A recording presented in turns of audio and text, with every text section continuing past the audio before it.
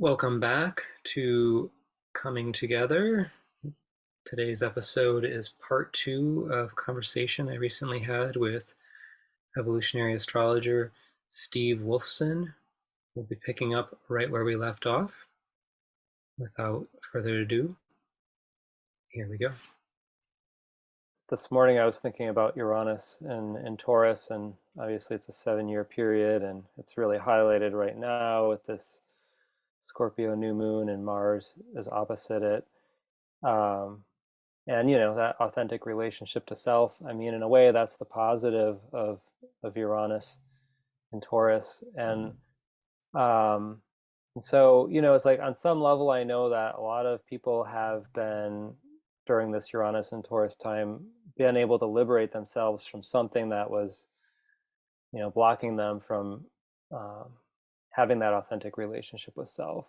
And that alone, when we do that, whether it's getting out of a relationship or breaking a habit, or changing the inner dialogue, even, right, that kind of liberation in a way does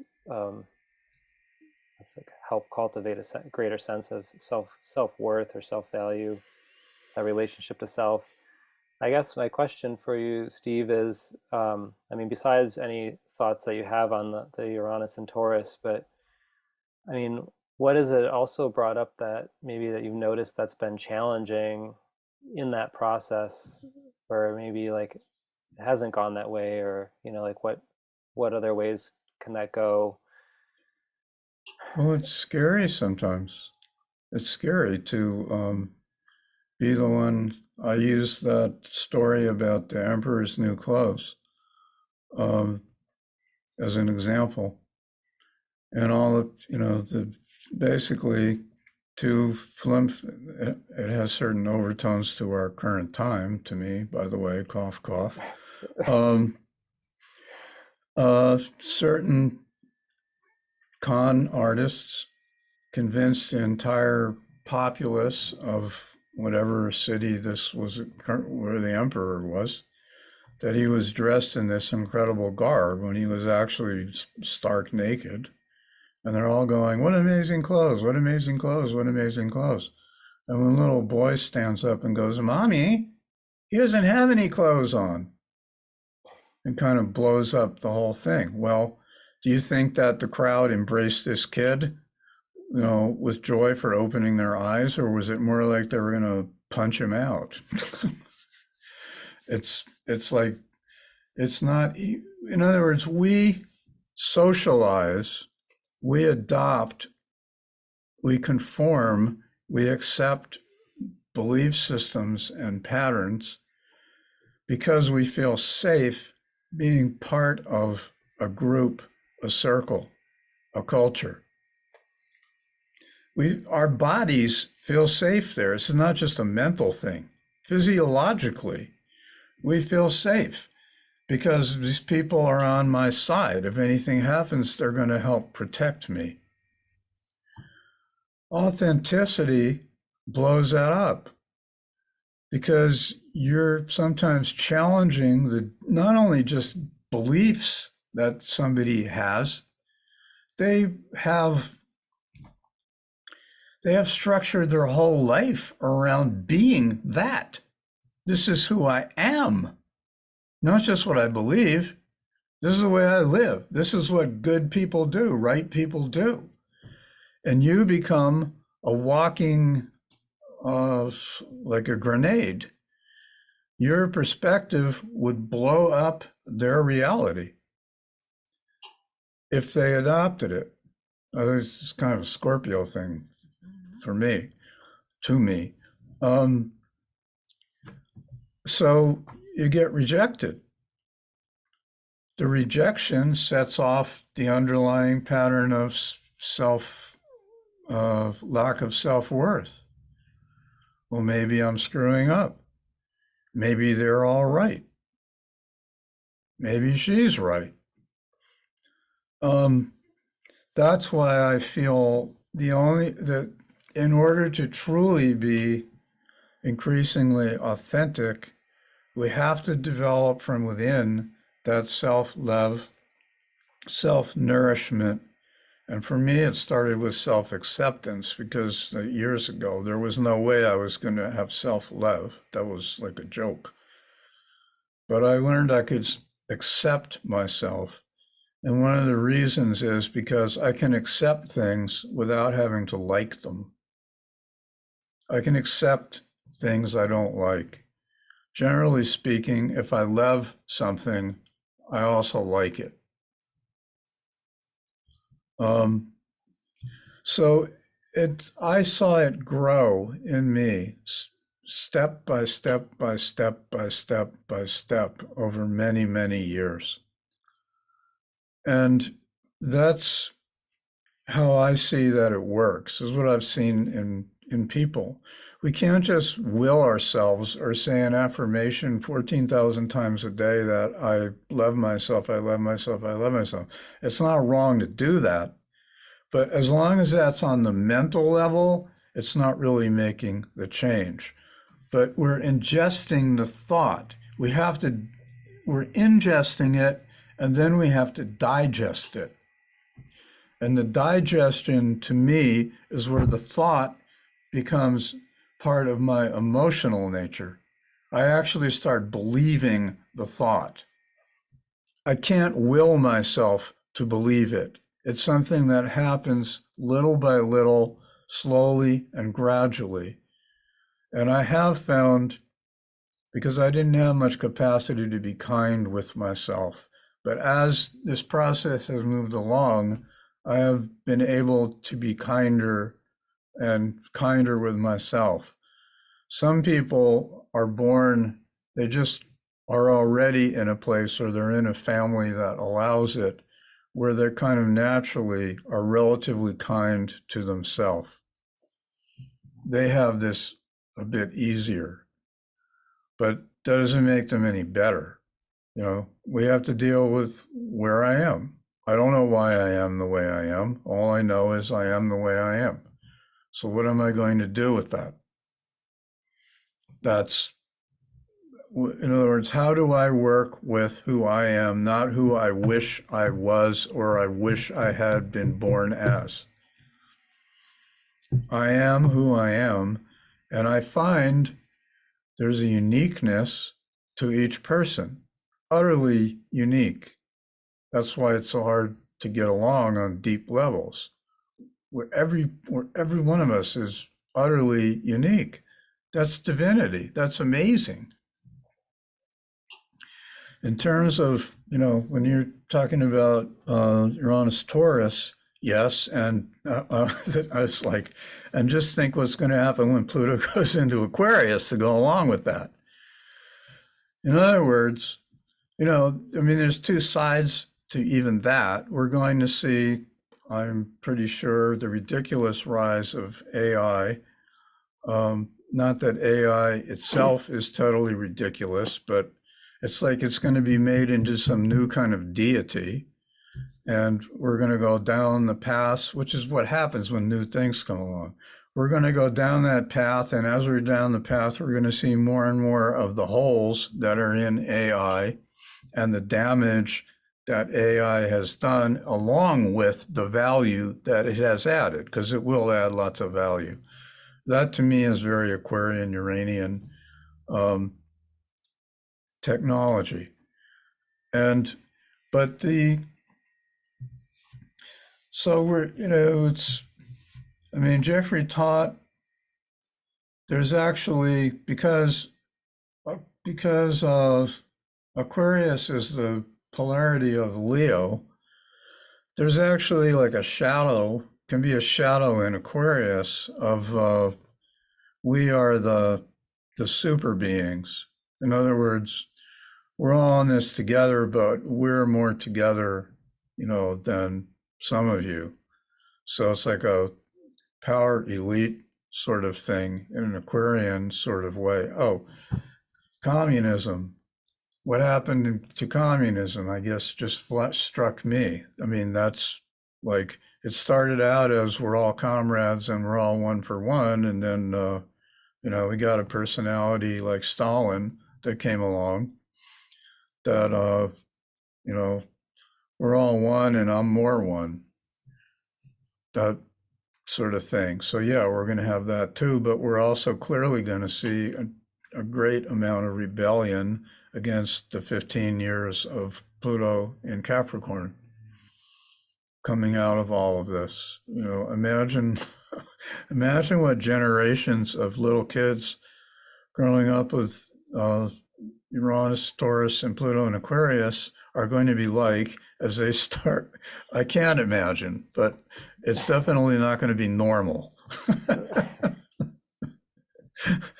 But that's going to be occurring at the same time that all the climate crises are going on. So it's like they're going to be thinking out of the box, and we're going to need thinking out of the box to deal with what arises because it's thinking in the box that's led to the crises. So, like our own life changes when our life blows up, well, our societies and cultures are going to be affected by all this. They're going to blow up too. Now, that's the scariest time. That's when people freak out and they react by doing what's happening now, in my opinion, with the Republican Party. They're trying to bring it back to the 1500s, so to speak, or the 1800s, or the so-called 1950s, which never were the way they think they were. But time only goes forward. You can try to drag it back. You can succeed for a while. You're going to fail. And it's going to be crises. And out of the crises, we will evolve. Gazillions of people may die, starve, whatever, in that process. It could be very ugly, but it's evolution. The good news, as I put it, is death is not the problem. Living is the problem because we're infinite, and we'll be back. It's a crisis to the human, absolutely. Absolutely. Yeah. And we want to minimize that. Yep.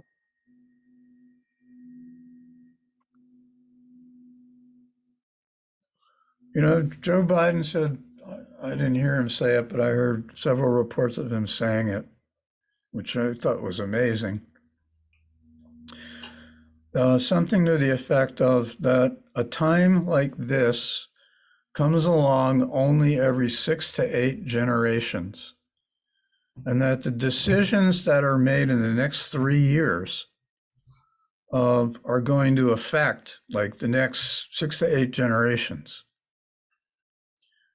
Now look at that with the Pluto and Uranus in terms of what's coming up.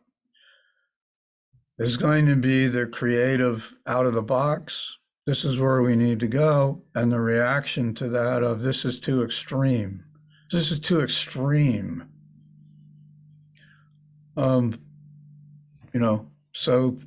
that's the time we're in. Yeah. Well, one of the things that I thought about with that coming up is, tell me what you think of this, is, Jeffrey would teach that the Aquarius correlates to 3 different groups, right? So the one group is just like, we need all the change right now, let's go. And then the polarity extreme of that is this, resistance to the change, more of the Saturn aspect of Aquarius. And then there's kind of the mixed bag, like ready for change, but only like as identified to the group that you're most identified with. So it's not going to be the group of one, kind of like, this is not like where in the emperor wears no clothes, you're not going to be the kid, but you're going to go with the change that the group's going with. So like that kind of trinity within the evolutionary movement. And I guess one of my thoughts was, while on one hand it's easy to project onto the group resisting the change, also I mean, some things do need to change fast, but also maybe that's a natural process too, where there is a need to kind of slow down the rate of change sometimes, because when the acceleration gets so fast and things get so chaotic that it's already going to be a bit disruptive, to say the least. But Yes, I lived through the 60s. um, yeah. And yes. And yes to all that. And the interesting part is, we all want the kind of change. I want the kind of change that I want. I'm all for that. While you were talking, I just was thinking that this, I don't know what to call them in a respectful way, the, what I'll call it, the extreme Republican right wing people in the House, that block of people, they're essentially looking for extreme change. They're looking for the opposite kind of extreme change that we're looking for. They want to pull things back like to the 1930s, the 1920s, where it's all business and the government is out of your life and all this kind of thing. And they don't want any other change. On the other hand, your super progressives don't want to hear about the fact that there's a moderate middle that also needs to be considered, and you may not be able to move ahead at 120 miles an hour because you're going to leave significant parts of the audience behind, and they're going to hate it and possibly start a revolution because you're moving too fast. That's what they call the woke movement is about. And I'm not talking about what the woke, quote, woke people want. I agree with that. But they have branded it as woke, like a movement, like they're too extreme. On that end of the spectrum, they don't see themselves as too extreme, the ones that want to, so that's the way it is. And I think with the Aquarian influences that we're going to have, that's going to become kind of extreme. So there's a polarity there. I but know there's the what third group. But I'm there's the sorry. third group. Well, there's the third group. So like, right, there's the Well, polarity, that's the but then middle people. Well, that's the middle people, and it's in a way, um, they're going to have to, in a way, keep some kind of peace. I mean, to me personally, I feel like that's Joe Biden and those around him. He's kind of in the middle. He wants to. He's for the people. These are my opinions. He's for the people in a big way, but he's not Bernie Sanders, Elizabeth Warren. They want to radically change everything, but notably, Bernie Sanders endorsed Biden, realizing that's the challenge of our time. If we go too extreme, too fast, we're going to literally tear the country apart.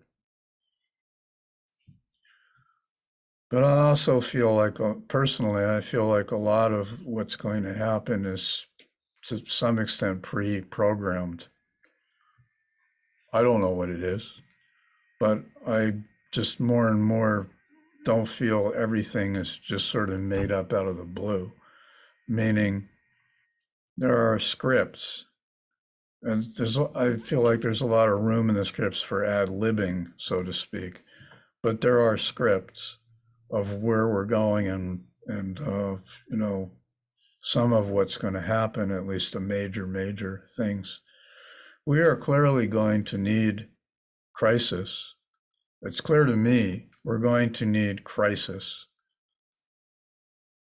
on this planet for there to be real change, as much change as is needed, because it's too scary. It's like literally creating a whole new way of life.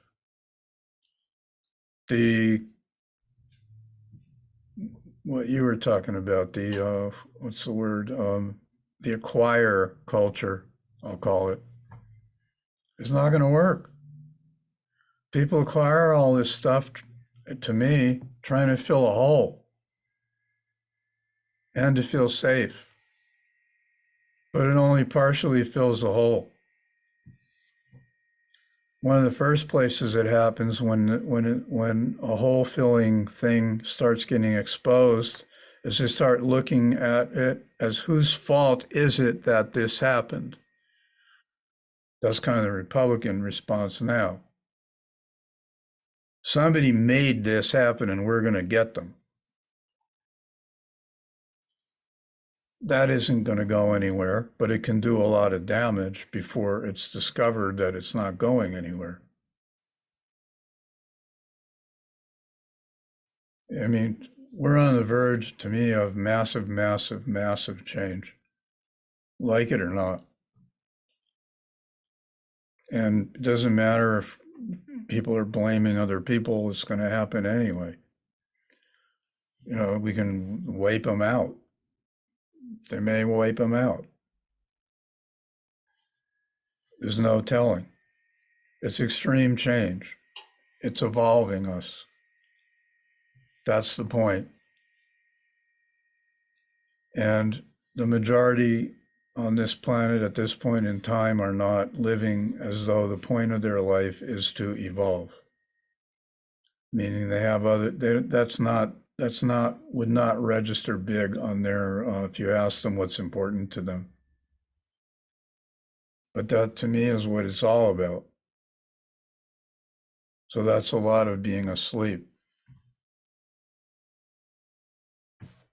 I've had to go through a lot to see things the way I do.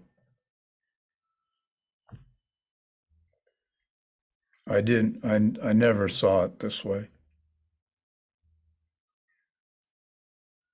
I mean, in a way, maybe that's the positive of the breakdown of the American dream.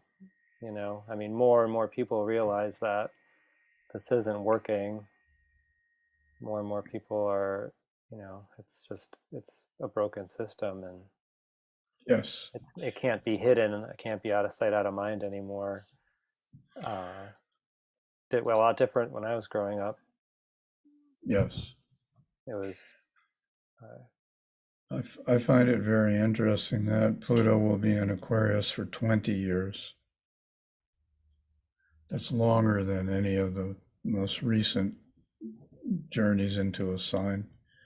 And clearly a whole lot of movement and change can occur with Pluto in Aquarius. Yeah, it's just one of those things where we're looking ahead now from this moment in time, but it's kind of like it's we don't even know what it's going to be like in a year or 2 years. So, you know, like when you look at a situation and you try to strategize or think of how to go about it, you're considering, well, the conditions as they exist now. Then you have a situation Yes. where all the conditions have changed. So we can't really look ahead and with our where we are now, you know. That's what I mean about not having a plan B identity sitting around. What you're describing is that to me is that there's an old saying about the generals are always fighting the last war. And what that means is they learned things from the last war, which they've brought into their plan. So now they're ready. If they were fighting the same war again, they would have a better result because of what they learned. But that leads them to thinking that the next war is going to be just like the previous war, which it never ever is. And I'm not even talking about we're going to have wars. To me, that's a metaphor. Is that, it's funny you said that because it's like, I don't know what's going to happen next week. Most of the time, I don't know what's going to happen tomorrow, especially now. And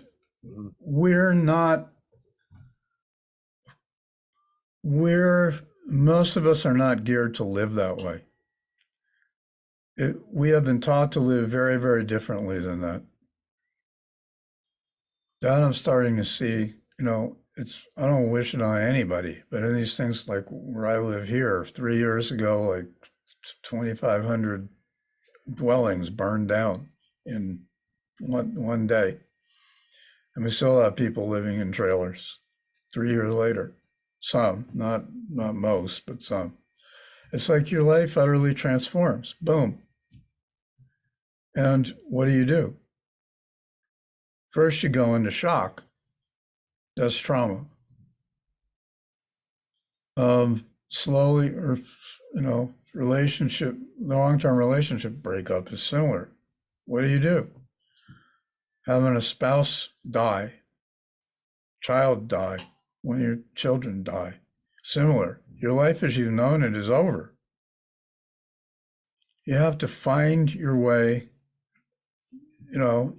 It's normal to want to try to get it back to the way it was, but that's impossible.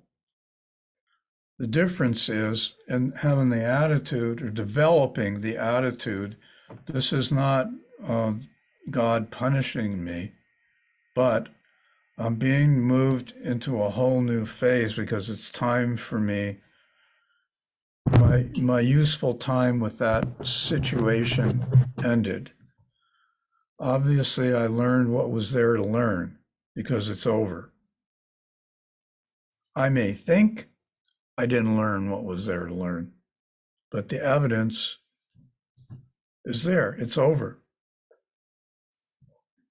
It's another one of my, sayings is, how many times do you want to repeat the third grade? At some point, you have to go to the fourth grade.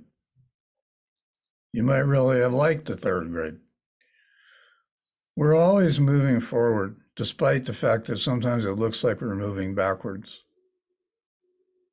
Maybe when we're moving backwards, we're just catching our breath. Might need a lifetime like that once in a while. I don't know. Yeah. Just to catch up. But life is always, it's the eternal now. It doesn't end. That's the actual reality. We don't die, we transition.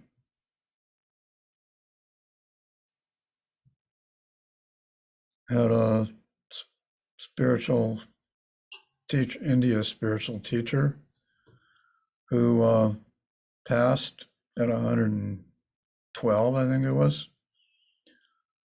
And he sent a message to his successor, like, what's everybody crying about? I've only gone into the next room. So, I can actually do more here. But we don't look at it that way. And it's you can't adopt these things mentally.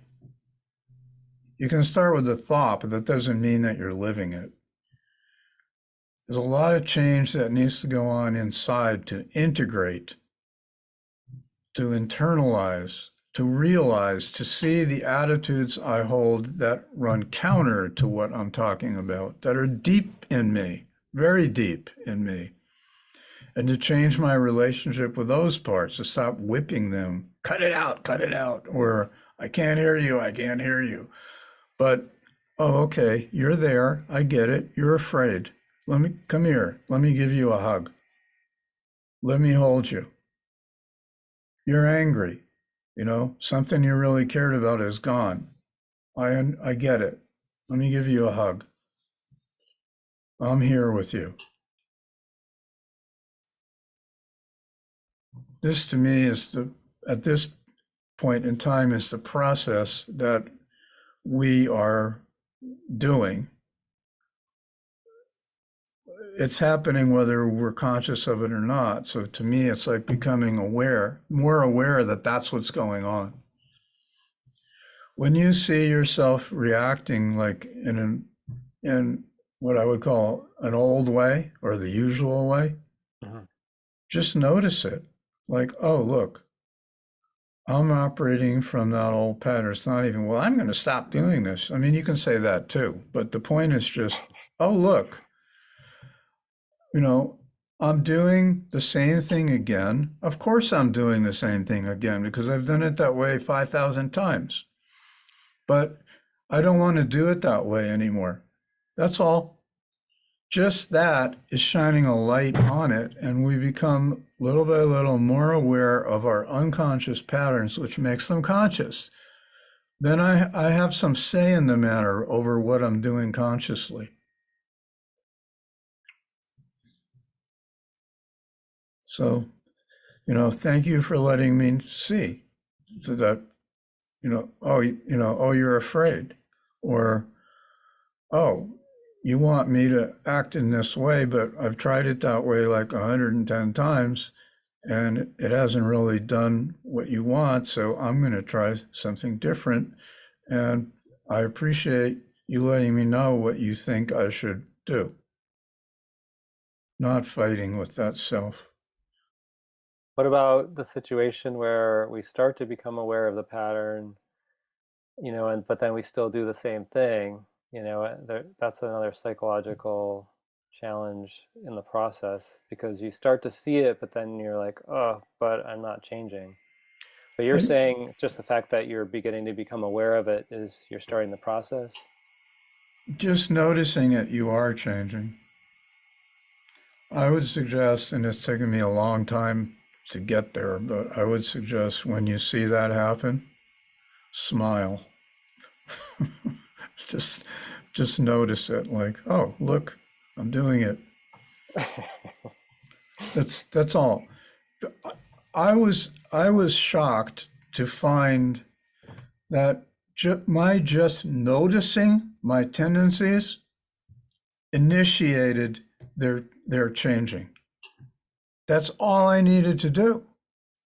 Just noticing it, because my whole conscious motivation and intention is to work with this stuff and to change the patterns.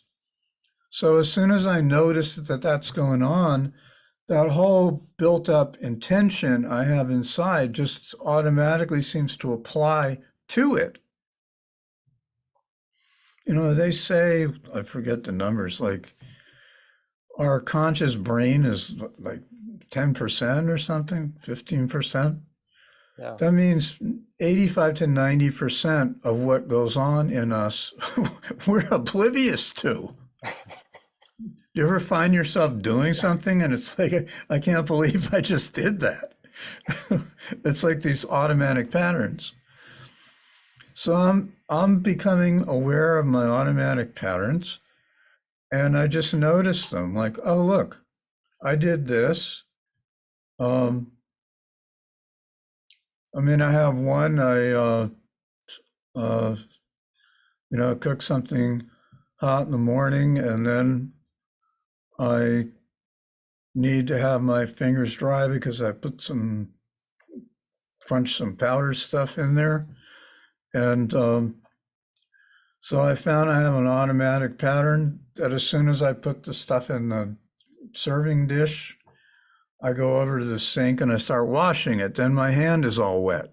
Then I have to dry my hand and before I can pick up the dry stuff. I'm like, so I've been trying to change the pattern that I don't wash the pot until after I've dealt with the dry stuff. And I find myself automatically going over and washing the dish. It's happened like 10 times. But I just notice it like, oh, I did it again. Just notice. And so I'm starting to get attention like when I start working with the pot, taking the stuff out of it, I'm like, pay attention because I don't want to wash this right now. We have these not only about little tasks like that, but about our whole emotional natures that are so deep. That's what we're changing. And they're so automatic and they have served us so well for so long. So they don't change lightly and it's okay. It doesn't mean I'm stupid. It's just very gently and kindly, oh, I'm going to change this. Now that's a tiny thing, but like when your life blows up, it's the same thing. But the effects are much deeper. I don't go into grief over the fact that I washed the pot, but I have things that have occurred in my life that put me into grief. And that has a life of its own, I have found. And so that needs to be honored also. But we have a lot of say in changing these patterns. And we need to do it, I have found, gently, consistently, slowly, and kindly.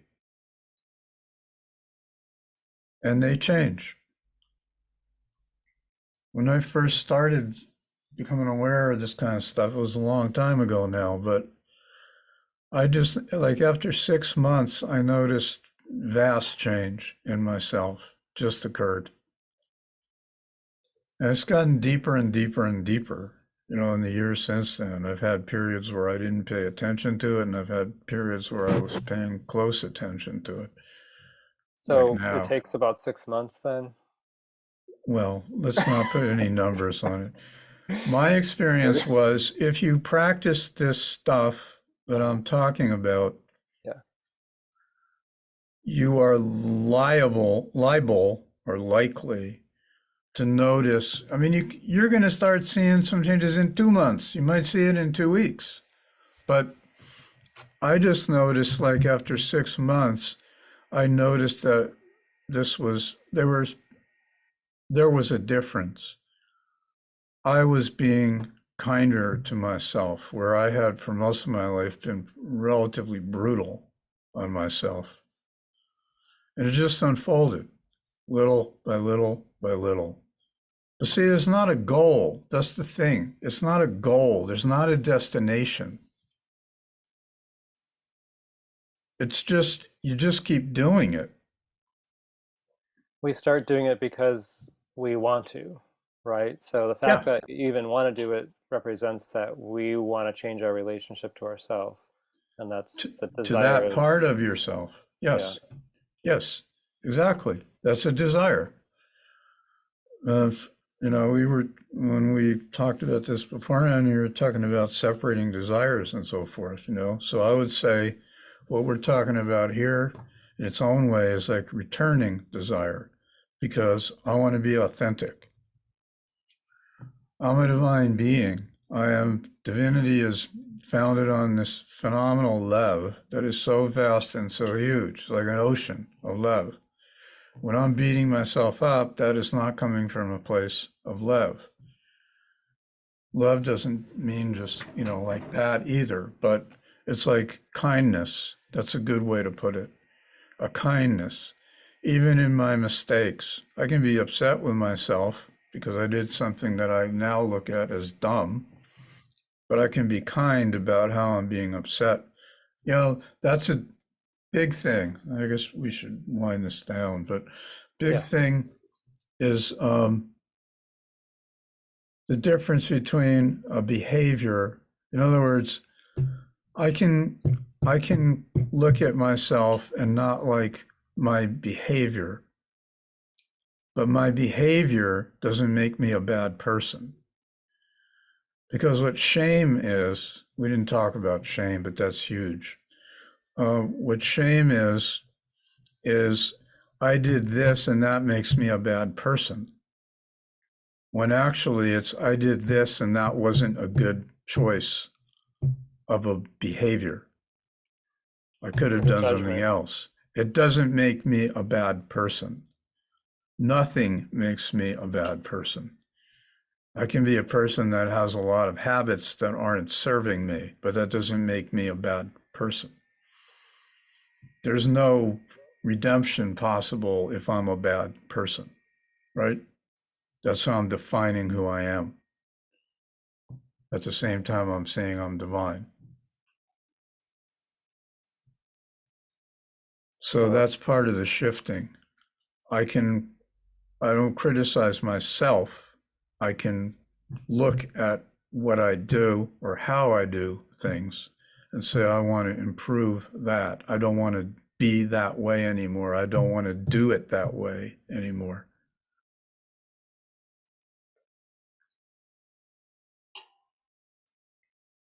Not identifying with our actions. It's We did, it's not who you are, it's what you do. You're not what you do. You're who you are. What you're upset about is what you did. You can learn to change what you did. If you hurt somebody, you can apologize. You can try to make it up to them.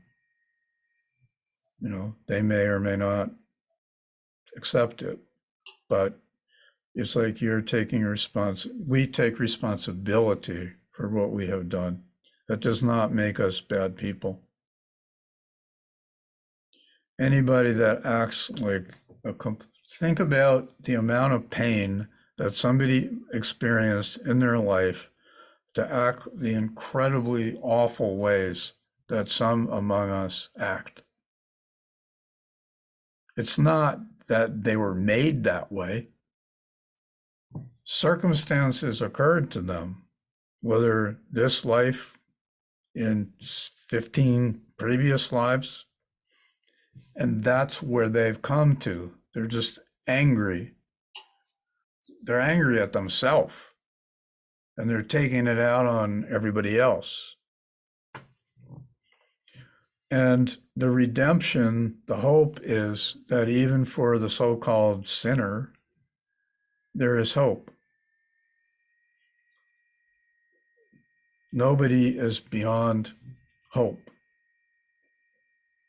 Now, if you really, really, really did awful things, that to me is the karma of it. It's not like, well, it has to happen to me.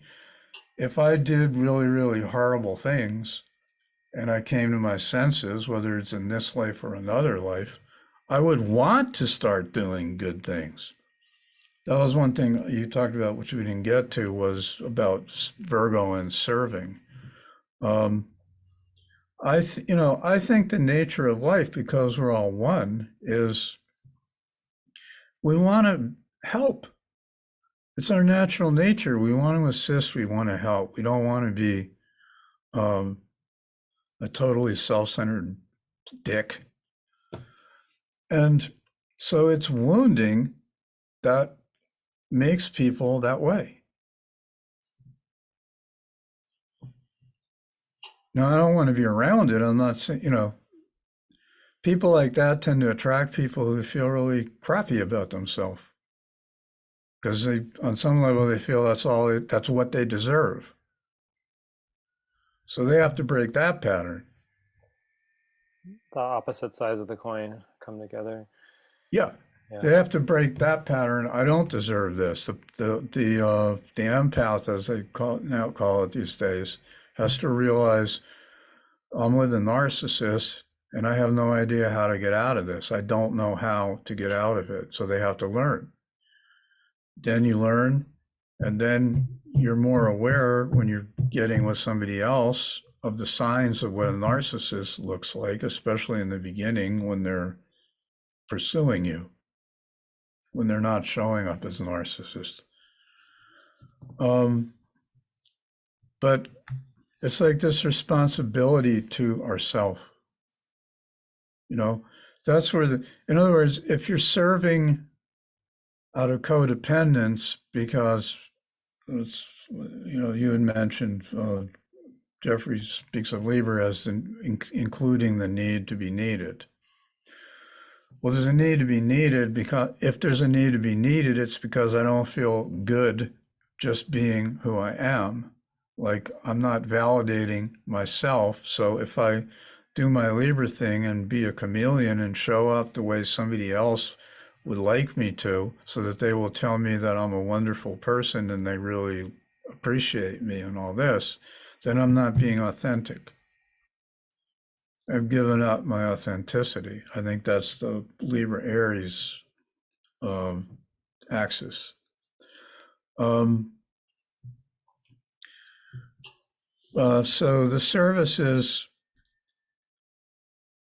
if I'm serving because out of a desire that, in other words, I'm not finding myself worth out of the serving.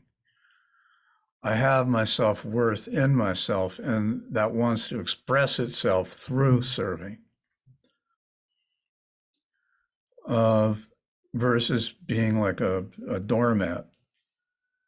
That's an extreme case, but through wanting, partially wanting to serve in order to have people know that they need me so I feel better about myself. Now, some of that, tinges of that are going to surface. It's not like that's going to totally go away, but the gist of it is being authentic. Am I serving because I want to or because I feel I'm supposed to? Mm-hmm. Mm-hmm. If you don't feel to serve something, then obviously that proves what a self-centered creep you are. I'm joking. But no, I mean, it's like one of my earlier mentors had a saying that, what is it? It's good. Being of service is really good. Just make sure you're on the list of those you are serving. And better yet, put yourself at the top of the list. And I think there's a lot of truth in that. So um, we don't want to give ourselves away. That doesn't mean make it about me either, but it means if you have a Libra, Virgo kind of nature, you're going to be in most cases, you're going to be a lot more comfortable serving other people. Or Libra, modifying how you present yourself to fit in the bounds of what someone else might accept or not reject. So that's where the authenticity part comes back again, is to be authentic. If I want to serve something, awesome. If I'm offered to serve something and I don't feel it, then I need to say no. If I'm not sure, I could try it out, see what it feels like. And if it doesn't feel right, I shouldn't stay there.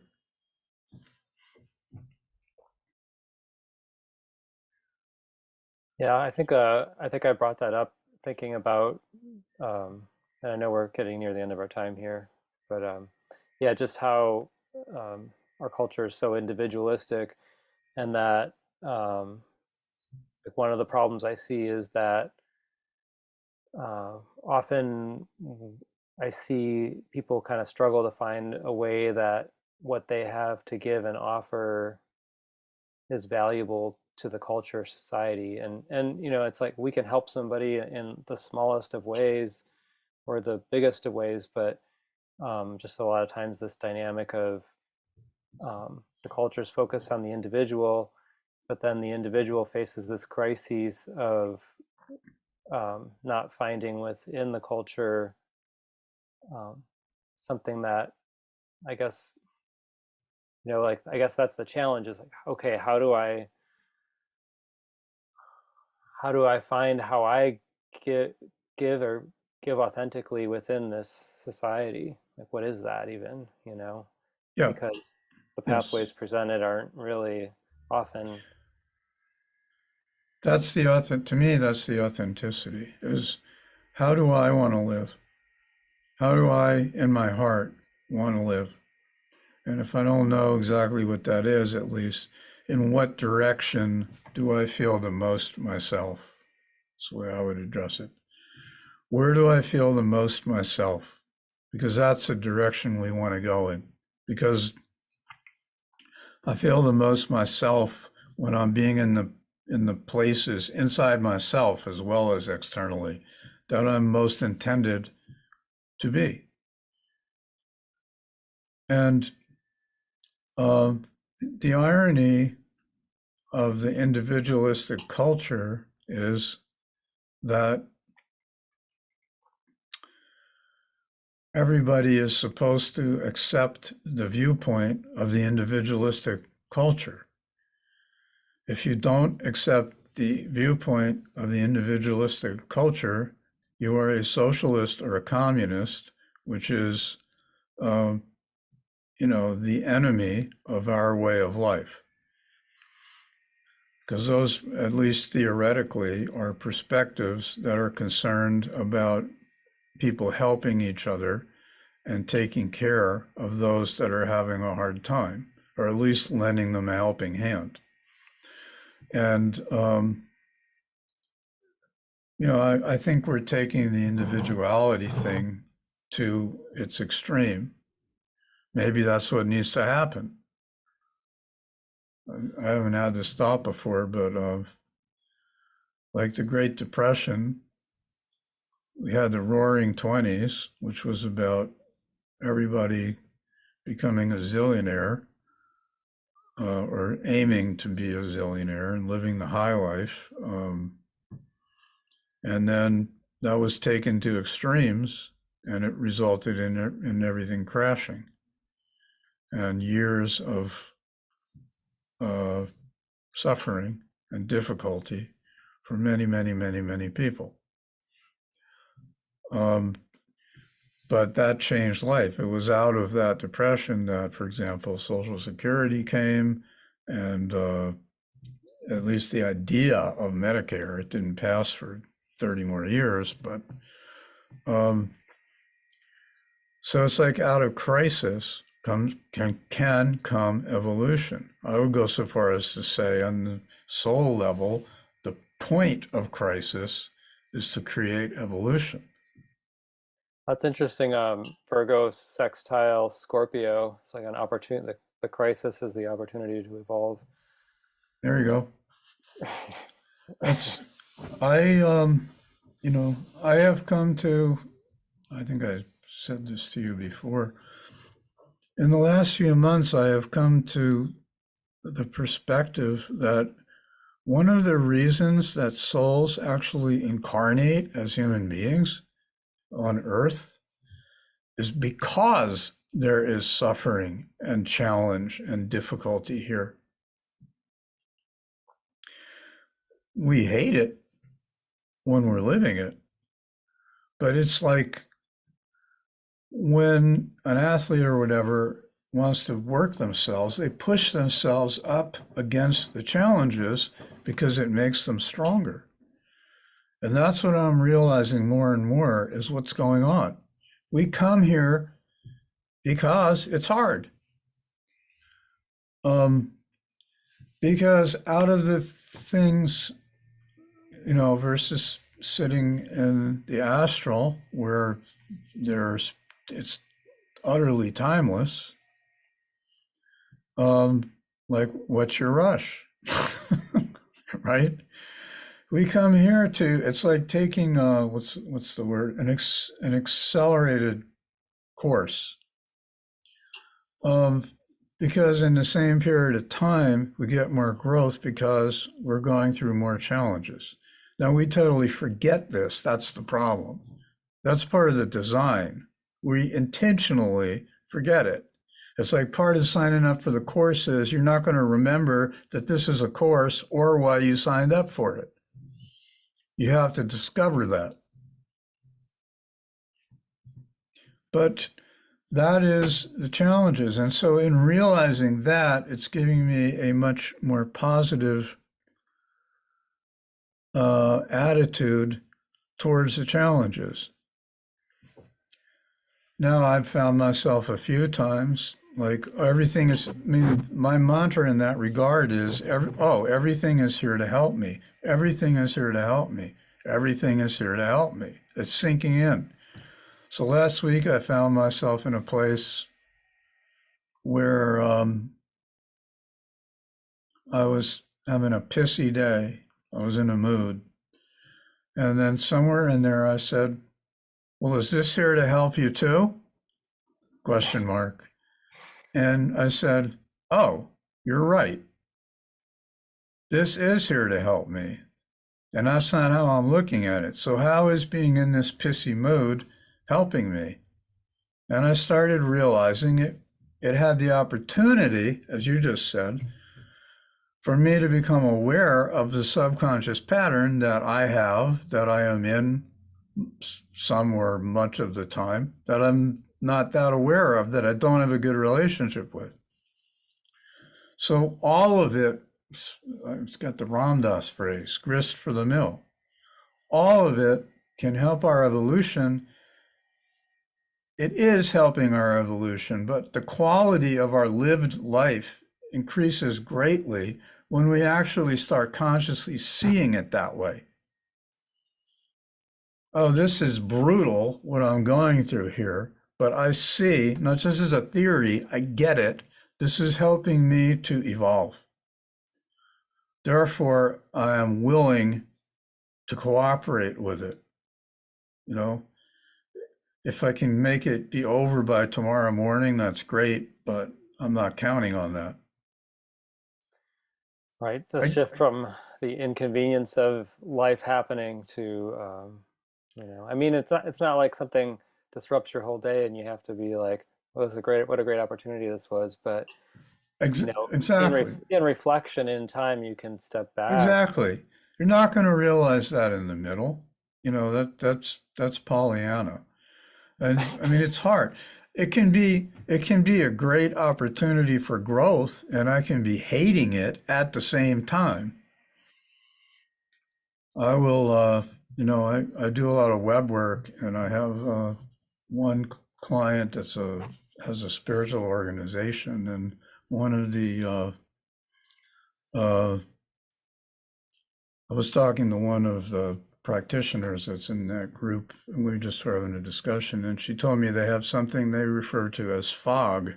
And for the sake of this, for the sake of this medium, I won't say exactly it, but FOG stands for effing opportunity for growth. And I just thought, I mean, I cracked up. It's like, it's an opportunity for growth, and it's a royal pain in the butt. And no one in their right mind would want it. But Is the when you, but when you realize that everything that is occurring somehow is helping you grow. is the fog acronym kind of like it can fog us in the sense of like when it actually happens, we might not see clearly that it what it is.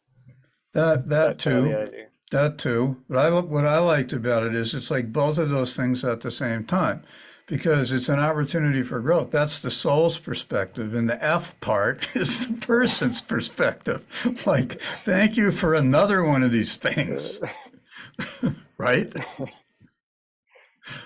Yeah. And and that's it. I mean, that's why I thought that was so perfect, because both of those things are true. Like, no one in their right mind would want that. And yet, when you start realizing that all the things like that happen on the deepest level are helping us to grow, that's why they're happening.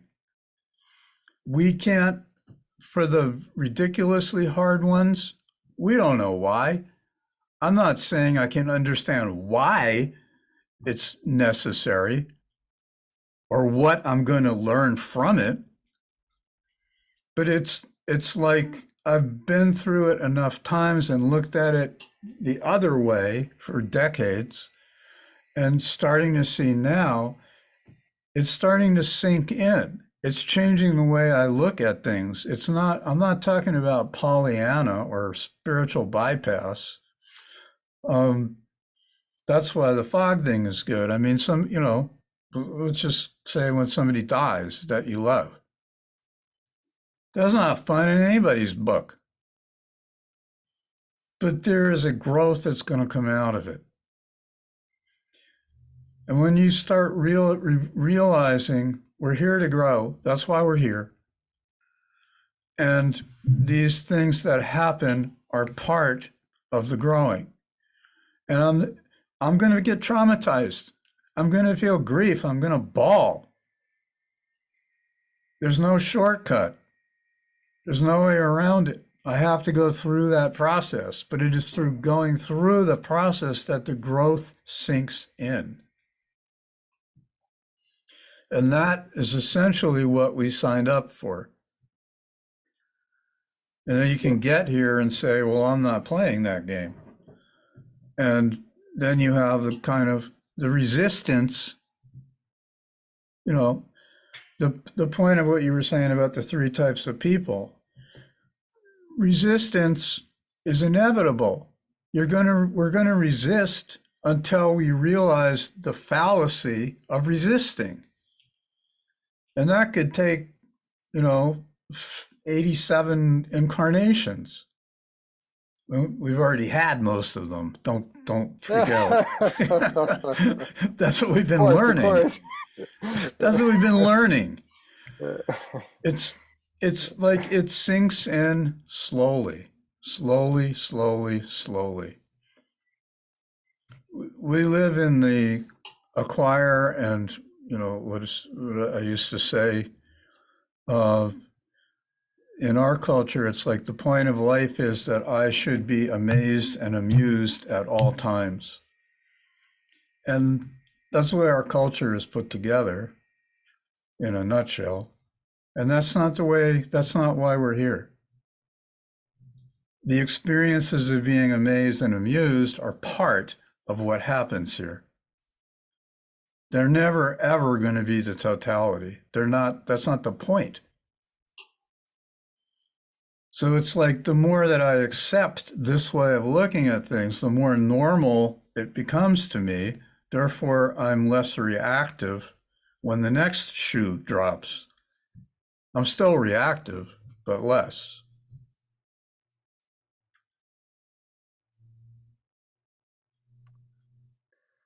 Well, Steve, I think we got to wrap up for today. Yes. I really appreciate you getting to hang out with you today, and it's great.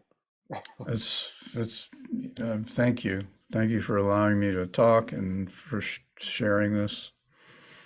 And you still have a website? You still do readings for I people? do, yeah. My Okay. ancient website is Steve Wolfson, Wolfson, SON, .com, stevewolfson.com. And I do readings and mini readings, and more I'm working from the perspective that we're talking about here, which is not just merely saying what's going to happen to you astrologically over the next year, so to speak, but delving into, uh, as I've put it, astrology can show you where you need to go, where you're intended to go, but it can't show you how to get there. And what blocks us from that is that we only know how to do things the way we know how to do them. And the way we know how to do them is the very reason we're having the problems we're having. So that's why we have to melt down to literally have new ways inoculated into us so that we can start looking at things differently. And that is the experience that is the most scary thing to probably the majority of people. So I look at what I do because I've been knocked around through all this stuff for a long time. I try to help and guide people through transformative experiences. Because until you catch on to what they are, they can be very scary and overwhelming. You still have to go through it, but you can be helped. It's like being a guide of with someone that knows a terrain in a place that you're not familiar with or not as familiar with. And so that's really the focus of what I do now. And so if this has some appeal, check out my website. Thank you. I'll put the link in the show notes too, so it'll be there. Great. Okay. Well, thank you again so much, Steve, and thanks for listening and being out there. We hope that you are well, and Yes. till next time.